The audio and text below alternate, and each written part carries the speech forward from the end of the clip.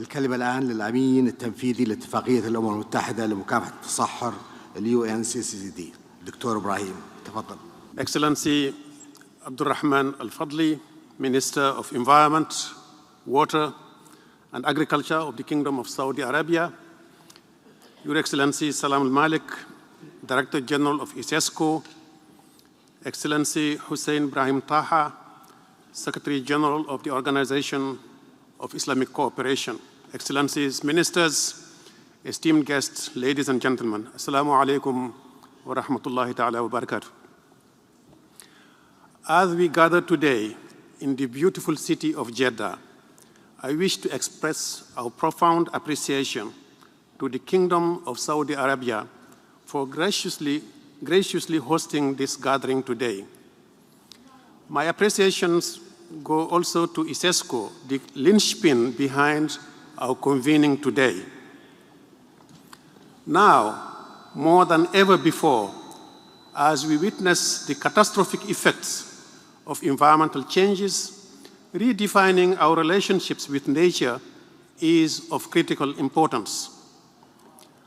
Allow me to bring to your attention the centrality of sustainable land management to green transformation. Land is not merely the terrain beneath our feet.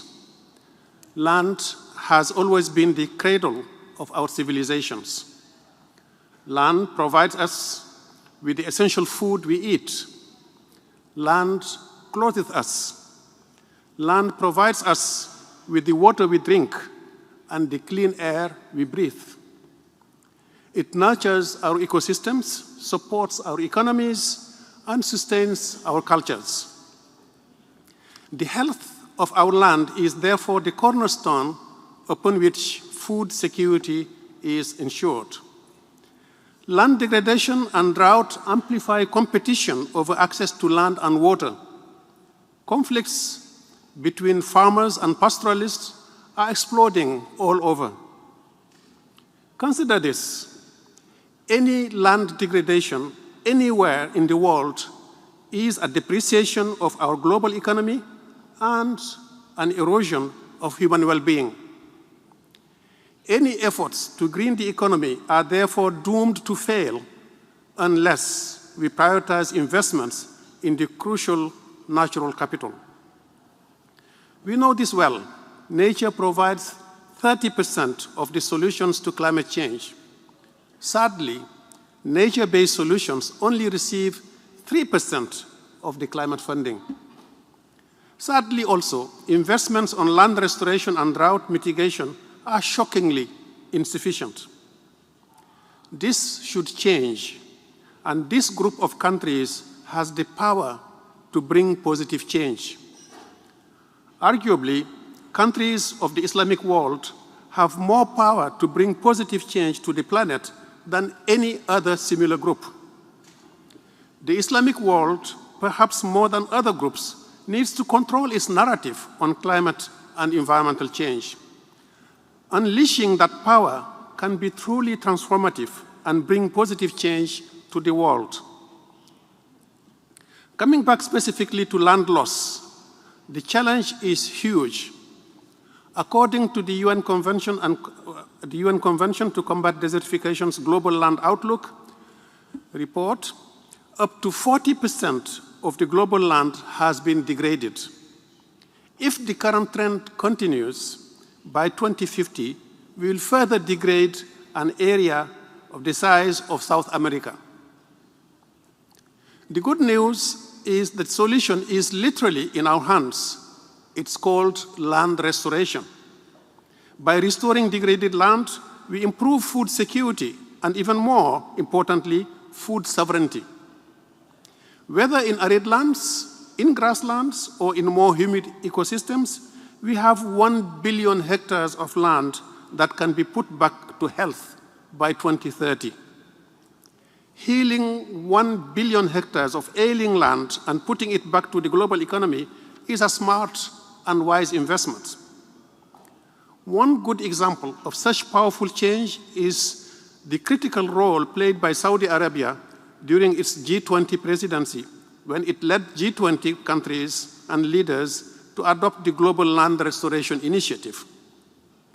The ambitious G20 Global Land Initiative, housed within the UNCCD Secretariat, has set an audacious goal: halve land degradation in the world by 2040. This initiative is global in scope and is committed to working with all countries, including those of the Islamic world, and with the ISESCO. We are also very pleased with the Middle East Green Initiative, which has received substantial financial support from Saudi Arabia and aims at restoring 200 million hectares of degraded land. We are confident that building on Islamic civilization and its great principles of solidarity, more countries will support large-scale land restoration as well as drought mitigation in the world. Indeed, Islamic civilizations were visionaries in fields like sustainable agriculture, water conservation, and harmonious land practices. It's a heritage, a treasure of knowledge that can be drawn upon. Yet, as we honor our past, we must confront silent killers that are choking our economies, namely land degradation and drought. As we build our futures, we must ensure that our progress is in harmony with nature. To achieve this, we need to combine ancestral wisdom with contemporary innovation. Weaving together Islamic principles of stewardship and reverence for nature with cutting-edge land management techniques, we can chart a course towards a green transformation. Allow me, before I conclude, to say a word about the road to UNCCD COP16. Saudi Arabia's role as the host of the upcoming UNCCD COP16 is a testament of commitment to addressing these global challenges. Climate COP27 in Sharm el-Sheikh, COP28 in Dubai, while Morocco just hosted the World Bank IMF annual assemblies, there is no mistake. There is a clear indication of Islamic countries' strong commitment to multilateralism. UNCCD COP16 in December 2024 in Riyadh present a unique platform for countries of this group to demonstrate their leadership in combating desertification, land degradation, and drought.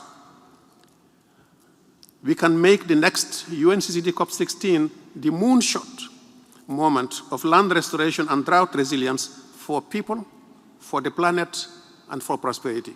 Assalamu alaikum wa rahmatullah.